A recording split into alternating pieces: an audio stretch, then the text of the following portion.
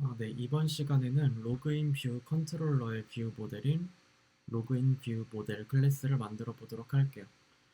이렇게 뷰 모델을 만들어서 비즈니스 로직 관련된 처리를 따로 빼내주시면은 UI를 관장하는 뷰와 비즈니스 로직을 관장하는 뷰 모델을 따로 만들어주기 때문에 뷰와 비즈니스 로직의 관심사를 따로 두어서 서로 의존성을 없애줄 수가 있게 되고요.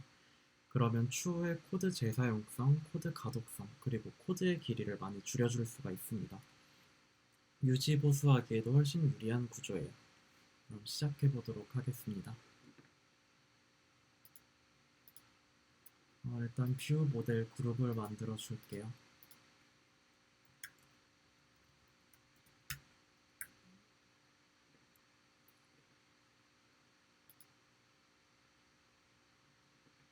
파일 이름은 로그인 뷰 모델로 해주도록 하겠습니다.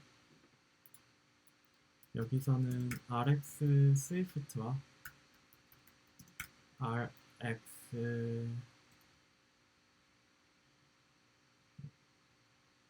잠시만요. RX 코코아와 RX 스위프트를 임포트를 해주도록 할게요. 그리고 이거는 로그인 뷰 모델이고요.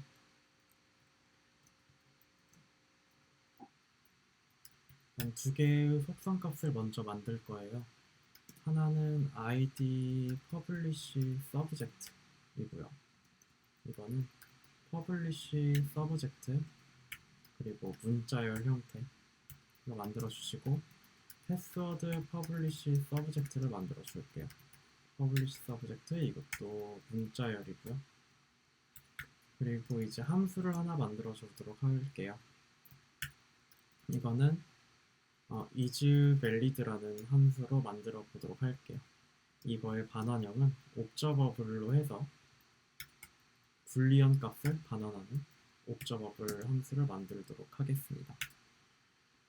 그러면은 이제 이 함수 같은 경우에는 이 id publish subject와 패스워드 publish subject의 가장 최신화된 값들을 구독을 해서 이 id 숫자의 길이가 3보다 크고 패스워드의 길이가 3보다 크면은 true 값을 반환을 해줘서 사용할 수 있는 아이디와 패스워드다를 알려주고요.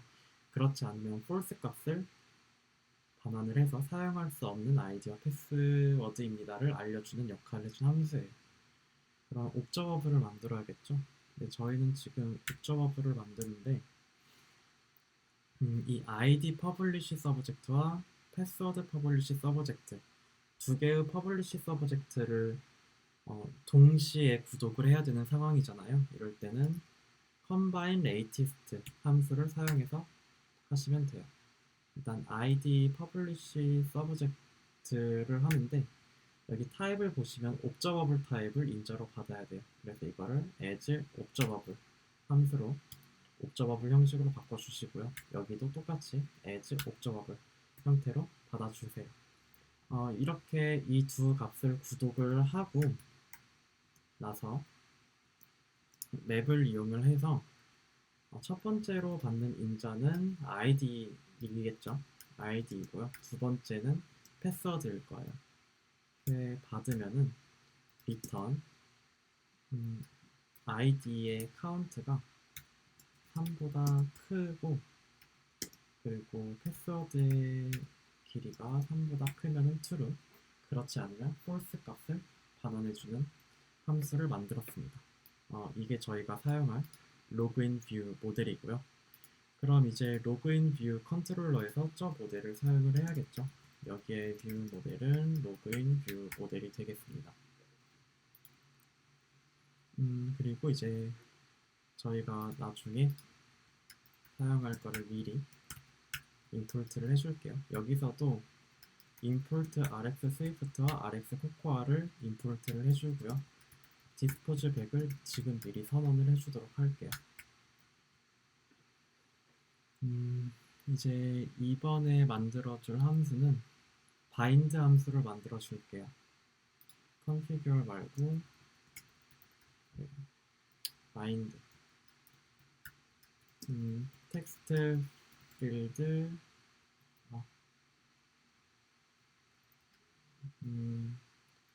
로그인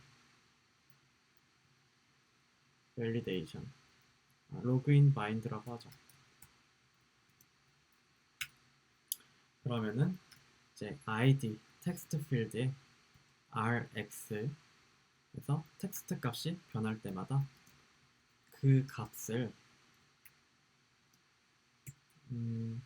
바인드를 해주는데 뷰 모델이 가지고 있는 id 퍼블리시 서브젝트에다가 바인드를 해주고요. 이거를 근데 이제 id 퍼블리시 서브젝트 같은 경우에는 스트링 값인데 이거는 스트링일 수도 있고 옵셔널 스트링 값이니까 이게 만약에 nil 값이라고 하면은 빈 텍스트 값을 넣어주고요. 이거를 디스포즈 해줘야겠죠. 디스포즈 백.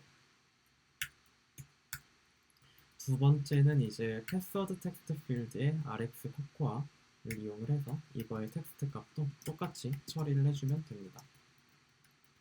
바인드 뷰 모델에 얘 같은 경우에는 패스워드 퍼블리시 서브젝트에다가 바인드를 해주고 얘도 디스포즈 백 처리를 해주세요.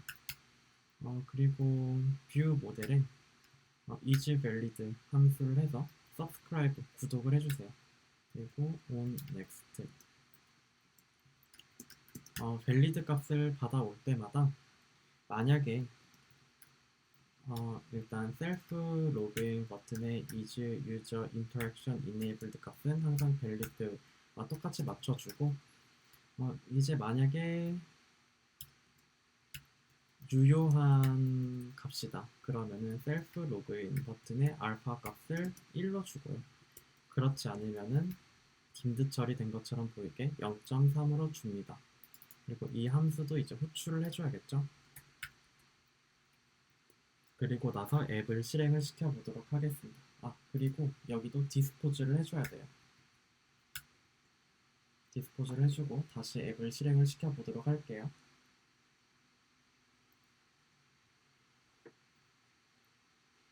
네, 그럼 되게 이쁘게 생긴 로그인 화면이 나왔고요.